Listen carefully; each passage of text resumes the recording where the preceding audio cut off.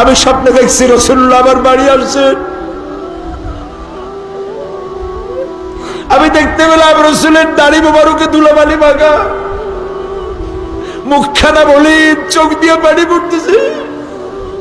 আমি জিজ্ঞেস করলাম, ইয়া রাসূলুল্লাহ কাঁদেন কেন?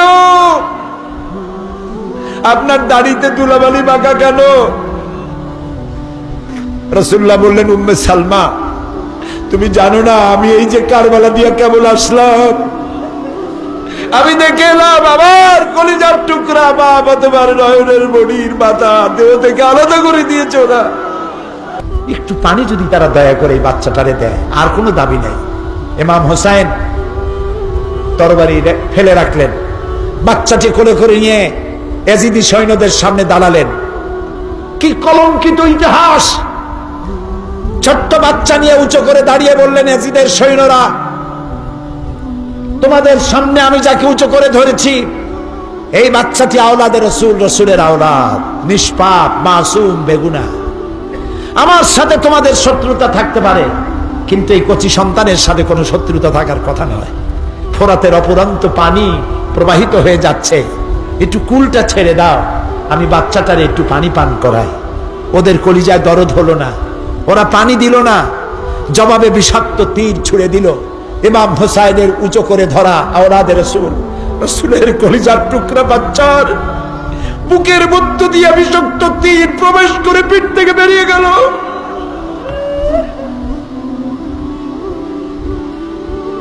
ইমাম হোসাইন বাচ্চাকে কোলে নিলেন, বুক থেকে রক্ত ফিনকি দিয়ে উঠছে বাচ্চার, আজদা ভরে রক্ত চেহারায় মাখতে লাগলেন আর বললেন, ও রাসূলের আওলাদ, হযরত সালেহ আলাইহিস সালামের উটনির রক্তের চাইতে তোমার রক্তের দাম আল্লাহর কাছে বেশি। সালেহ আলাইহিস সালামের চাইতে মুহাম্মদুর রাসূলুল্লাহর মর্যাদা আল্লাহর কাছে লক্ষ গুণে বেশি। শহীদ বাচ্চাকে কোলে করে নিয়ে তাঁবুর মধ্যে প্রবেশ করে বলছেন, স্ত্রীকে ডেকে বললেন, না বাচ্চা কোলে না, একেবারে পানি পান করে ঠান্ডা হয়ে গেছে, কেমন পর্যন্ত পানি পানি বলে আর তোমার লোক কষ্ট দিবে না, এমন পানি পান করছে আর পানি চাইবে না।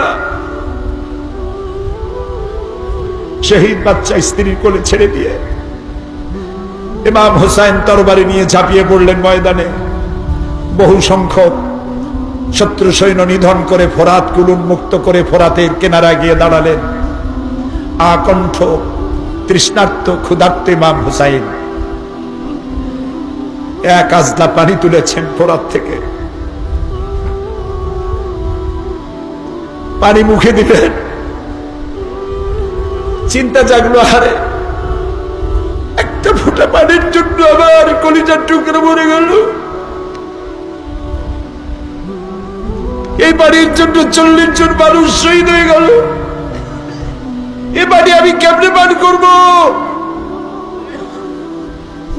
হাতের পানির জায়গায় পড়ে গেল। আবার ঘোড়ার পৃষ্ঠে আরোহণ করলেন, চতুর্দিক থেকে তীর তরবারির বৃষ্টি বর্ষণ হতে লাগলো। ইমাম হোসেন বললেন, একটু থামো, এজিদের সৈন্যরা একটু থামো, তোমরা কার গায়ে তীর মারো?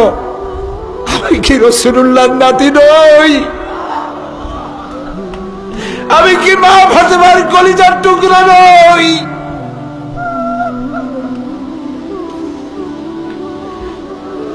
কার গায়ে বাদর মারো, কারে তীর মারো?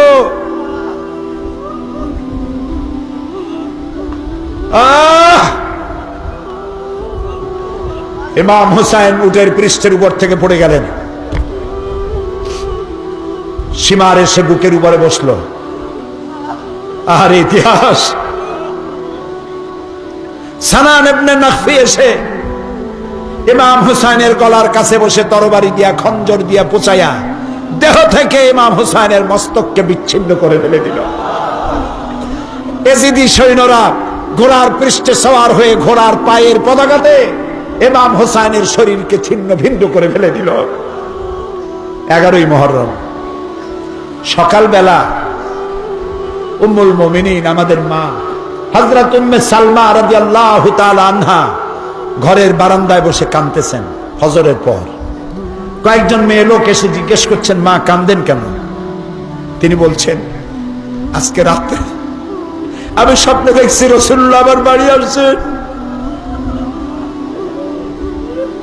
আমি দেখতে পেলাম রাসূলের দাড়ি মোবারকে ধুলাবালি মাখা, মুখখানা বলি, চোখ দিয়ে পানি পড়তেছে।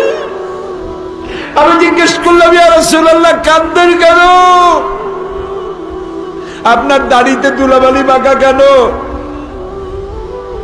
রাসূলুল্লাহ বললেন, উম্মে সালমা তুমি জানো না আমি এই যে কারবালা দিয়া কেবল আসলাম, আমি দেখে এলাম আমার কলিজার টুকরা বাবা তোমার নয়নের মনির মাথা দেহ থেকে আলাদা করে দিয়েছে ওরা।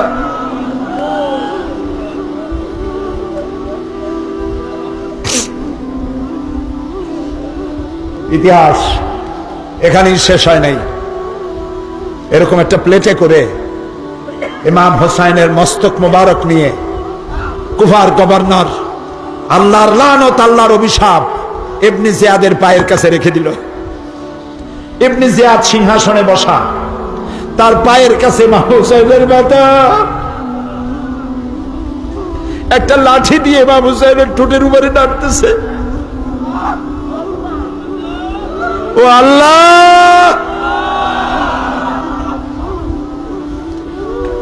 হযরতে যায়েদ পাশে বসা ছিলেন, 80 বছরের বুড়া মানুষ। হযরত যায়েদ বলছেন, ইবনে জিয়াদ এতক্ষণ যা করছো সহ্য করেছি, কিন্তু এখন যে কাজ করতেছো আমি সহ্য করতে পারতেছি না। তোমার পায়ের কাছে ইমাম হোসেনের মাথা, তুমি লাঠি দিয়া ইমাম হোসেনের ঠোঁটের উপরে যেখানে নাড়াচাড়া করতেছ, আমি যায়েদ আমি 1000 বার দেখেছি রাসূলুল্লাহ বুকের উপরে 1000 বার চুমা খাইছে। প্রিয় ভাই সব, মুহররম আমাদেরকে প্রতিবাদ শেখায়। জীবনের বিনিময়, রক্তের বিনিময় প্রতিবাদ করতে হবে। জীবনের মালিক আল্লাহ।